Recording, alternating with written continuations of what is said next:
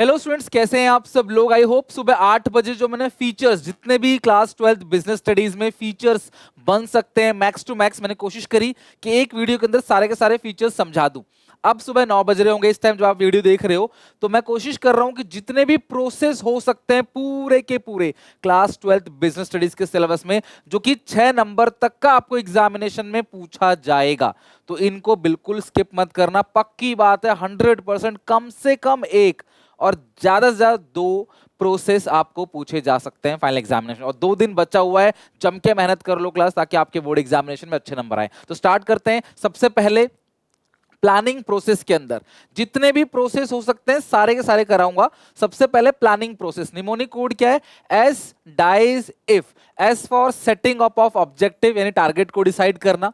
D for developing premises यानी कि future के लिए अजम्पशंस लेना। I for identify various alternative यानी कि गोल को किन किन ऑल्टरनेटिव से अचीव किया जा सकता है उनको आइडेंटिफाई करना, उनकी लिस्ट बनाना। फिर हर एक लिस्ट को इवैल्यूएट करना यानी कि उसके पॉजिटिव एस्पेक्ट्स क्या हैं, उसके नेगेटिव एस्पेक्ट क्या है। अगर इस तरीके से गोल को अचीव करेंगे तो फायदा क्या होगा, नुकसान क्या होगा। फिर सिलेक्ट करोगे उस ऑल्टरनेटिव को जो सबसे बेस्ट है, जिसके सबसे ज्यादा पॉजिटिव एस्पेक्ट होंगे, सबसे कम नेगेटिव एस्पेक्ट होंगे, उसको सिलेक्ट करना। फिर प्लान को इंप्लीमेंट करना। प्लान को इंप्लीमेंट करने के लिए क्लास क्वेश्चन भी आता है, कीवर्ड क्या है? The step is concern. ये जो इंप्लीमेंट करने का मतलब है कि प्लान को एक्शन में लाया जाए, that is doing what is required. For example, अगर आपका प्लान है प्रोडक्शन को बढ़ाना, तो आप ज्यादा लेबर हायर करो, ज्यादा मशीनरी परचेज करो, है ना। This step would also involve organizing of labor and purchase of machinery। Machine को खरीदना, लेबर को ऑर्गेनाइज करना, ये सब कौन सा स्टेप्स आता है, विच ऑफ द किस स्टेप के अंदर आता है, कौन से मैनेजमेंट के फंक्शन के अंदर आता है? तो प्लानिंग के अंदर इंप्लीमेंट द प्लान के अंदर आता है। इंप्लीमेंट प्लान का मतलब क्या है? प्लान पेपर पे नहीं बनता, आप वर्कर्स के सामने अपने प्लान को डिस्कस करते हो कि हमने ये प्लान किया है और हम ऐसे ऐसे चीजों को करेंगे, अरेंजमेंट करेंगे, लेबर का अरेंजमेंट करेंगे, मशीनरी का। ये सब कीवर्ड्स आप ध्यान रखना। लास्ट है फॉलो अप एक्शन यानी मॉनिटर करना प्लान को। अगर कोई चेंजेस एक्सटर्नल एनवायरनमेंट में आते हैं तो उसको इंटरनल एनवायरनमेंट में लागू करना। ये सब भी किसके अंदर आता है? फॉलो अप एक्शन के अंदर। Monitoring the plan is equally important to ensure that objectives are achieve. तो एस डाइज इफ हो सके तो कमेंट सेक्शन में लिखना। S for setting up of objective, developing premises, identifying various alternative, evaluation, selecting, implement और follow up. Organising process में mnemonic code क्या है? आइडिया, IDAE, यहां पे AE उल्टा है। Identification and division of work, total work को छोटे छोटे पार्ट में बांट दो और एक इंसान को एक ही काम दो, matching to his skills qualification, ताकि क्लैरिटी रहे उसको कि हाँ ये मेरा काम है और ओवरलैपिंग ना हो। दूसरा डिपार्टमेंट बनाना। डिपार्टमेंट 2 तरीके से बना सकते हैं। काम को फंक्शन के अकॉर्डिंग बांटोगे तो फंक्शन, काम को प्रोडक्ट के अकॉर्डिंग बांटोगे तो डिविजनल। बेटा इनसे पक्का पेपर में एक क्वेश्चन आएगा ही आएगा, फंक्शनल डिपार्टमेंटेशन और डिविजनल डिपार्टमेंटेशन। वो यहाँ पे ना एक ही प्रोडक्ट है, उसके अलग अलग फंक्शन है और हर फंक्शन परचेज, सेल्स, मार्केटिंग का अलग अलग डिपार्टमेंट है। लेकिन डिविजन में क्या है? 1 प्रोडक्ट का 1 डिपार्टमेंट है। अब एक प्रोडक्ट जो है एक डिपार्टमेंट में कवर करेगा, उसका परचेज, सेल सब कुछ उस डिपार्टमेंट के अंदर आएगा। ये करता है ऑक्यूपेशनल स्पेशलाइजेशन और ये करता है प्रोडक्ट स्पेशलाइजेशन, ध्यान रखना। नेक्स्ट है ड्यूटी। ड्यूटीज को असाइनमेंट करना। यहां पे एक जॉब डिस्क्रिप्शन दिया जाता है, IDA के अंदर है असाइनमेंट ऑफ ड्यूटीज। एम्प्लॉयज को एक पेपर दिया जाता है, इसको बोलते हैं जॉब डिस्क्रिप्शन, जिसके अंदर क्लास सब कुछ लिखा रहता है कि आपका काम क्या है, आपकी रिस्पॉन्सिबिलिटी क्या है काम के रिगार्डिंग, सारा कुछ। फिर स्टैब्लिशिंग रिपोर्टिंग रिलेशनशिप, कौन किसको रिपोर्ट करेगा। जब यहां पे आप ड्यूटी देते हो, ड्यूटी मतलब यहां पे आप रिस्पॉन्सिबिलिटीज देते हो, तो उन रिस्पॉन्सिबिलिटी को पूरा करने के लिए आप अथॉरिटी भी देते हो। और जिस इंसान को ज्यादा अथॉरिटी मिलेगी वो सुपीरियर बन जाएगा, और जिसके पास कम अथॉरिटी है वो कौन बन जाएगा? सब ऑर्डिनेट। और कौन किसको रिपोर्ट करेगा? सब ऑर्डिनेट सुपीरियर को रिपोर्ट करेगा। यस बॉस, अपने ऊपर वाले को रिपोर्ट करेगा। यानी ये वो फंक्शन ऑफ मैनेजमेंट है जहां पे हायरार्की क्रिएट हो जाती है। Who is going to report? Superior subordinate का एक रिलेशनशिप बन जाता है। This is called establishing reporting relationship. It create hierarchical structure and helps in coordination among various department. ये कीवर्ड ध्यान रखना, एस्टैब्लिशिंग रिपोर्टिंग रिलेशनशिप। यानी कि 4th पॉइंट है, आखिरी पॉइंट है किसका? ऑर्गेनाइजिंग प्रोसेस का। Identification and division of work, D departmentalisation, A assignment of duty, E establishing reporting relationship. तो ये दूसरा प्रोसेस है जो आपको ध्यान रखना है। इसके निमोनिक कोड भी अगर हो सके ना तो नीचे कमेंट सेक्शन में लिख के प्रैक्टिस कर लो, आप कभी नहीं भूलोगे। तीसरा मैं आपको बिफोर एग्जाम 21 और 22 तारीख को सुबह जो मेरी लाइव होने वाली है ना, प्लीज वो मिस मत करना। 21 तारीख को सुबह 6 बजे, 22 तारीख को सुबह सुबह 5 बजे, मैं दोनों दिन लाइव लेके पूरा सिलेबस लाइव क्लास में आपके सारे डाउट्स को लेते हुए ही खत्म करा दूंगा। पूरा रिवीजन, ये फिर से रिवीजन कराऊंगा आपका, वो थर्ड टाइम रिवीजन होगा, ये सेकंड टाइम और एक बार मैंने आपको ऑलरेडी पढ़ा दिया, ठीक है। अब स्टाफिंग प्रोसेस के अंदर सबसे पहले है, यहाँ पे कोई निमोनिक कोड नहीं है, समझ के करना है। सबसे पहले स्टाफ को भर्ती करने से पहले क्या सोचते हो, कितने लोगों की जरूरत है, एस्टिमेटिंग मैन पावर रिक्वायरमेंट, कितने लोग, किस टाइप की क्वालिफिकेशन उनके अंदर होनी चाहिए जो आपको जरूरत है। इसके अंदर 3 एनालिसिस करते हैं हम लोग। सबसे पहला एनालिसिस होता है वर्क लोड एनालिसिस, दूसरा होता है वर्क फोर्स एनालिसिस, और तीसरा क्या होता है क्लास, कंपैरिजन। जो वर्क लोड एनालिसिस है ना, इसको हम लोग क्यों करते हैं, फाइंड आउट करने के लिए कितने लोगों की जरूरत है, किस टाइप के लोगों की जरूरत है। ध्यान से सुनना, वर्कलोड एनालिसिस हमें यह बताता है कि हमारा वर्कलोड कितना है और उस लोड को पूरा करने के लिए हमें कितने और किस टाइप के एम्प्लॉयज की जरूरत है। तो आपसे पूछेगा कि नंबर ऑफ एम्प्लॉयज रिक्वायर्ड, तो समझ जाना class, workload analysis would be enable the assessment of number and type of human resources are necessary for performing the various job and accomplishment of organizational goal. Second is work force. देखो ये बताता है कि work force existing जो employees हैं वो under burden है या ओवर बर्डन है। ये बताता है कि आपके पास अभी जो कारीगर हैं, अभी जो वर्कर्स आपके पास हैं, ये अंडर बर्डन है या ओवर बर्डन है। Workforce analysis will reveal class would reveal the number and type of available, type and available, कितने एम्प्लॉइज अवेलेबल हैं। In fact such an exercise would reveal whether we are under staff और over staff और optimally satisfied. हम under staff हैं, staff की कमी है, ज्यादा है या ऑप्टिमम है। और तीसरा है कंपैरिजन, जहां पे इन दोनों का कंपैरिजन किया जाता है। उस बेसिस पे देखा जाता है कि हमें वर्कर को भर्ती करना है या वर्कर को निकालना है। अगर लोड ज्यादा है, फोर्स कम है तो भर्ती करेंगे, फोर्स ज्यादा है, लोड कम है तो निकाल देंगे, ट्रांसफर, टर्मिनेट, ले ऑफ, कुछ भी कर सकते हैं, ठीक है। तो ये ध्यान रखना, estimating man power requirement. Second is recruitment. Recruitment क्या होता है class, process of searching most prospective candidate. भैया आप सर्च कर रहे हो कि भाई तुम्हें कितने लोगों की जरूरत है, इनवाइट कर रहे हो लोगों को कि आओ एप्लीकेशन फॉर्म भरो, आप हमारी कंपनी के लिए अप्लाई करो, है ना, रिज्यूमे लेके आओ हमारे पास, एक इन्विटेशन की हम आपको ये सारी चीजें देंगे, आओ हमारे पास अप्लाई करो, ओके। उसके बाद होता है सिलेक्शन।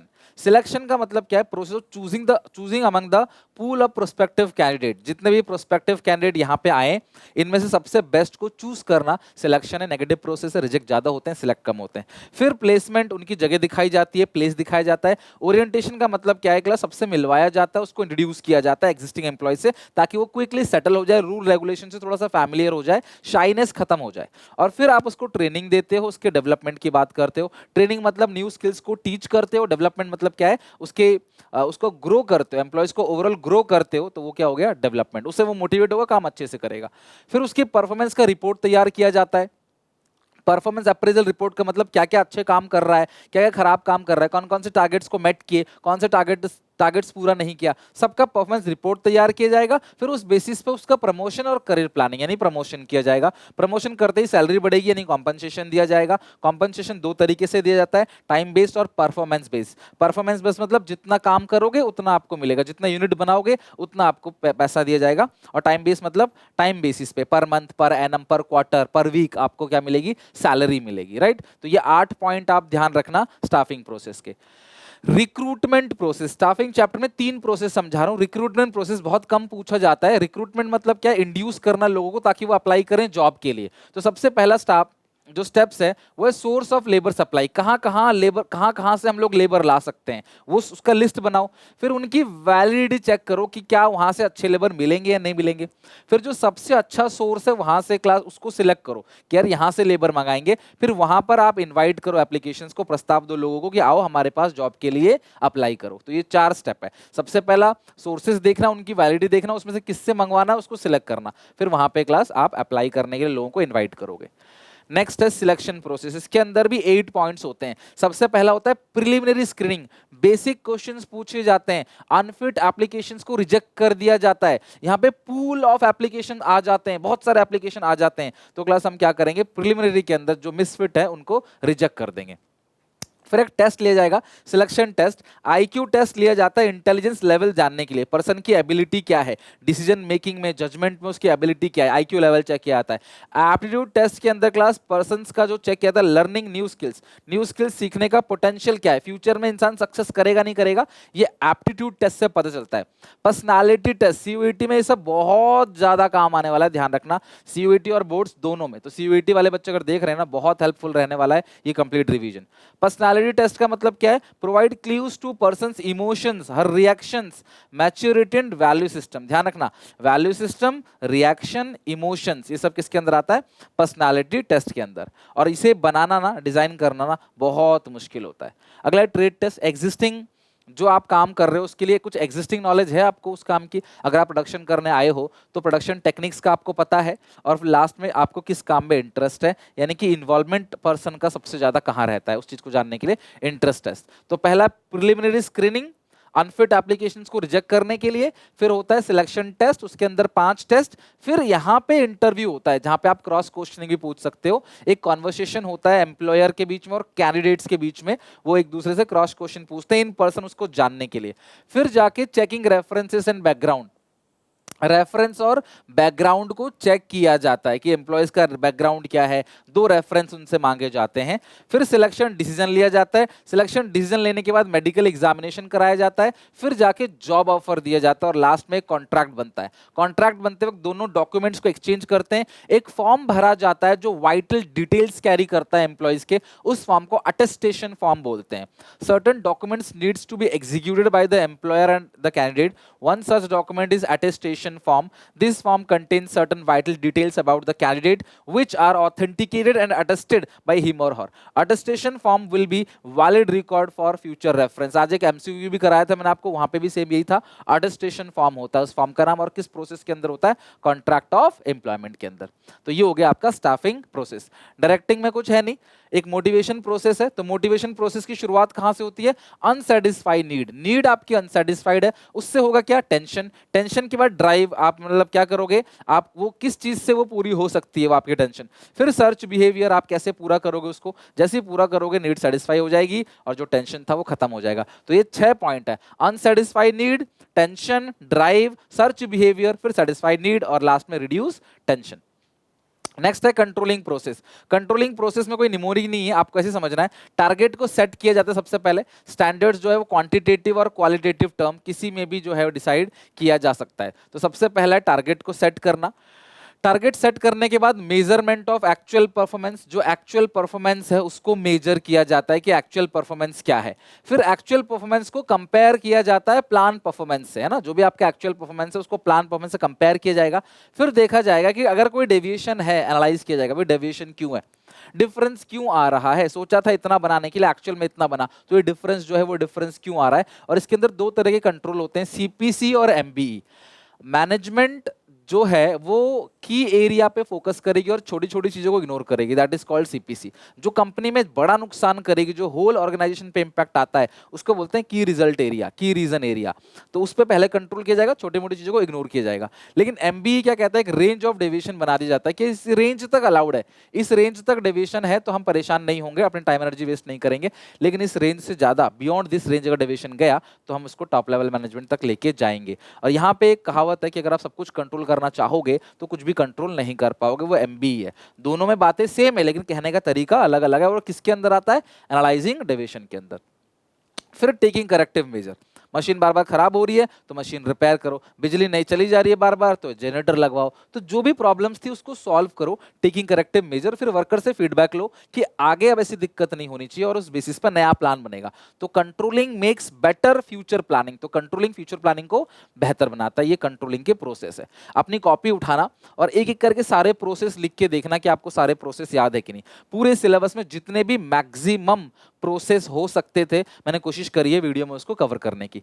पार्ट बी में procedure of stock exchange is also very very much important, तो इसको आप स्किप नहीं कर सकते। स्टॉक एक्सचेंज के प्रोसीजर में सबसे जो पहला पॉइंट है वो है सिलेक्शन ऑफ ब्रोकर। ब्रोकर को सिलेक्ट करना है, पैन कार्ड, आपका Aadhaar card, bank account detail, KYC form सब कुछ आपको जमा कर देना है। उसके बाद आपका डीमैट अकाउंट खुलेगा ब्रोकर के पास। फिर आप ऑर्डर प्लेस करोगे। ऑर्डर प्लेस करोगे तो जो ब्रोकर है वो आप मैच करेगा शेयर का प्राइस, बेस्ट प्राइस क्या है है और उसमें ऑर्डर को एग्जीक्यूट किया जाएगा। ऑर्डर एग्जीक्यूट होने के बाद क्लास एक आपको यहाँ पे ट्रांजैक्शन स्लिप मिल जाएगा, ट्रांजैक्शन कंफर्मेशन स्लिप मिल जाएगा।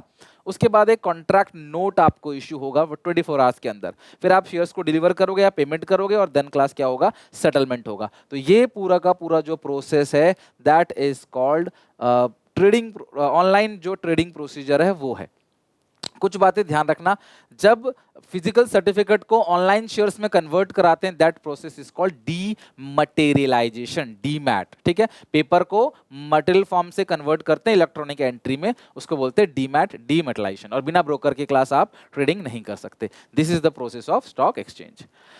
That's it. तो मैंने कोशिश करा कि आपको सारे के सारे जितने भी मैक्सिमम प्रोसेस हो सकते थे एक ही वीडियो में रिवीजन करा दूं। आई होप आपको अच्छे से रिवीजन हो गया होगा। आप चाहो तो 2x की स्पीड में वीडियो देख सकते हो। आज काफ़ी सारी वीडियोस और आएंगे एज पर शेड्यूल, तो आप डेफिनेटली उनको देखना। पेपर बहुत अच्छा जाएगा, बस जितना करा रहा हूँ उतना कर लो। साल भर क्या किया क्या नहीं किया, कोई सैम्पल पर कोई PYQ कुछ भी नहीं, जो मैं करा रहा हूँ बस वो कर लो। और 3 प्रीमियम मॉक टेस्ट जो SPCC ऐप पे है उनको बना लो, बस खत्म। उससे बाहर कुछ भी नहीं आएगा पेपर में। ओके, मिलते हैं नेक्स्ट वीडियो में। Take care, bye bye.